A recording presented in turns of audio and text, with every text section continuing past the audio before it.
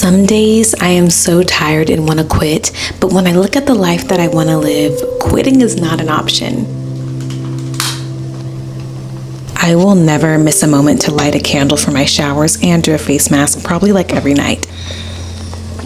Reminding myself what type of life that I want in moments of weakness helps me to aggressively pursue my dreams and to pursue whatever it is that I want, especially in life in general. Like, for example, if I'm talking to my husband and I'm irritated, I can respond out of irritation, but if I remember, hey, I want a healthy and mindful, encouraging marriage, then that can help me to change the direction and make a more mindful decision in that moment to treat him well and to move forward in a different direction. And of course, that still means sometimes I have moments of irritation and slip-ups, but when I remind myself of the type of life I want, of the type of marriage I want, of the type of mother I want to be, it helps me to adjust myself in that moment and make the harder decision to hold my tongue, to have patience, to take my time, to put in the hard work, because I aggressively want to have a productive and healthy and mindful life. So if that looks like having a future mindset for just a moment, right? Like, we don't want to always get caught up on the future. We don't want to always get caught up on the past, but it's good to reminisce and it's nice to look forward in healthy ways.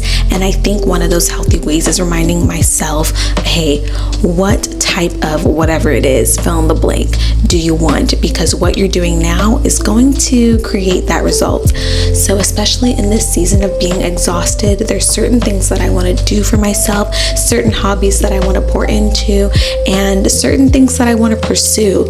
And when I remind myself of the type of life that I want in 5 years, in 10 years, or whatever it is, that life doesn't look like me taking the easy road now.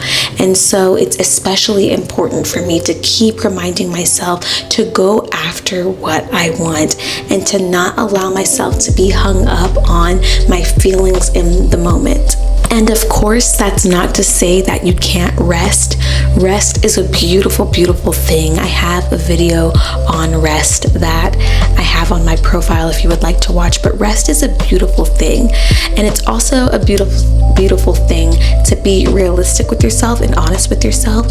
And if there are things that you desire, there are things that you're going to have to do, sacrifices that you're going to have to make to get there. If you don't want to take the difficult road, you don't have to. And hopefully your hard work can lead to success and leisure and enjoying the fruits of your labor. And there are seasons that I go through in my life right now where I enjoy the fruits of my labor in a smaller sense. But especially when you are desiring more, be real with yourself on what does that look like, because you can always say, well, tomorrow I'll start. Well, when I do this, I'll start, and make all of these excuses.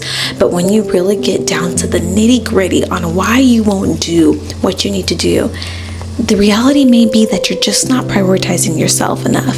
You just may not be believing in your dreams enough. And I don't want to be that person who doesn't believe in my dreams enough to aggressively pursue them like I am clocking in for work. And so in this stage of my life, I am so grateful and so blessed to have a husband who believes in me and encourages me in my endeavors. And I'm going to take advantage of that and keep trying to push toward what I want to do and take advantage of the people that want to pour into your life. I know it can be so easy to be caught up on the negative and, people viewing you, having opinions, making nasty comments, or whatever it may be. But when you have people that truly love you and truly care about you, let them show up for you, let them encourage you, let them compliment you without you having to say, well, honestly, it wasn't my best, or this or that, or making excuses onto why you cannot receive that compliment. Take it, run with it, and enjoy it. And I think that's what I'm doing in this season, is saying, you know what, sweetie, you're right.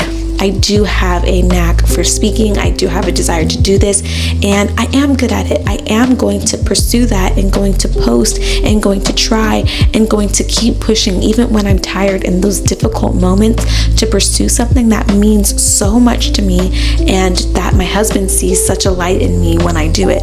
And so when you have people around you that want to pour into you and love on you, allow that to happen and allow that to push yourself to greater. Don't continue to talk yourself out of compliments that people give you. One of the creators, this is kind of random, but one of the creators that has really helped me and motivated me, there are several people, but one of the creators is Kev on Stage, because he posts a lot and his story is so unique and interesting to me on how he became a comedian and where he's at. And even he's so much more than a comedian, right? Like, he owns multiple businesses and does a lot of different endeavors, but he always does these subtle posts about, I never feel like doing this. There's rarely times where I feel like doing this. That's what he says. There's hardly times where I feel like doing this, but I do it. And I show up and I keep showing up for myself, and look at what that has done for me. And that's not to say that he doesn't love what he does, but he posts content every single day and he stays on his Zoom. Like, he is constantly working and doing and showing up. And I'm sure that sometimes he doesn't think that it's his 110% best work, but he still allows himself to show up, be in front of people, and put it out there and keep it pushing. And that really encourages me, because I think something that hung me up was, it has to be perfect. It has to be a certain way. I can't repeat myself. People heard this, then this and that. And you go down this rabbit hole of like, I can't do this again, or I can't be seen messing up. And it stops you, it prohibits you. The idea that perfection is going to be what you always put out is a scam. And you have to learn how to show up even when it's messy also.